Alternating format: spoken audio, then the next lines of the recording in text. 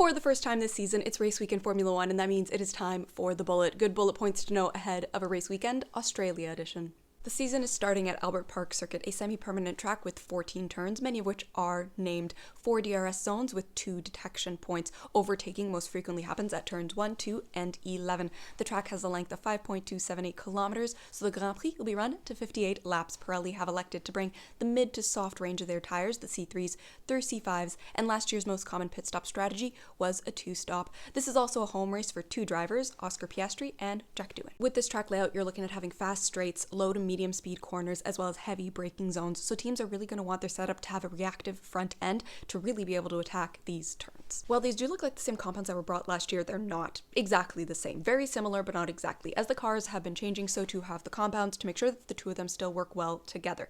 This year, the C3s are relatively unchanged, but the C4s have been worked on to reduce graining and minimize deg, and same with the C5, minimizing deg has been the goal. These tires have been tested out by the teams in Bahrain, but they still do need that representative data from being at the track they're racing at. Australia especially has very high track evolution from being a semi-permanent track and having 5 different racing series, including Formula One, there this weekend. So lap times are going to be dropping throughout the weekend. Unless, of course, it rains and then that washes all of the rubber away. Currently in the forecast, we have rain not just on the Sunday, but during the race itself. So we'll be keeping a close eye on the timing and amount of precipitation that we could be expecting. But of course, if it does rain, we could get to see the new version of the wet tires. They've also been developed. The treads have been changed to prevent overheating, and the compound, that rubber mix, has been adjusted to be closer to the intermediates. Now, will all of a sudden this make these tires usable?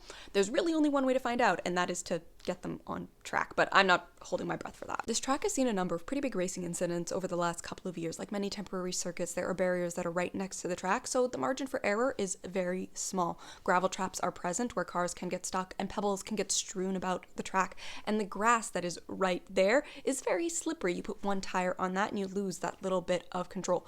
This turn in particular, 6-7, has been a spot for a number of incidents because the cars would bounce off of those barriers and head right back onto track. Now, changes have been made here to the barriers, to the curbs, so hopefully that does not occur again, but all of those other factors are still in play, so we're still likely to see safety cars and potentially even red flags this weekend. Finally, here are 3 major stories to keep in mind this weekend. It's the first race of the season, which means the first look at race pace and measuring the cars up against each other. Lewis Hamilton is finally competing with Ferrari, so expect plenty of talk of if this is the car, the team, the year that he gets his 8th championship. Finally, we have so many rookies on the grid, and the clock really starts now for evaluating them to see if they truly do belong in Formula One. And there you have it, some good bullet points to know ahead of this race weekend. As always, if you have any fun facts to add or questions, pop them in the comments. Join for the watch along.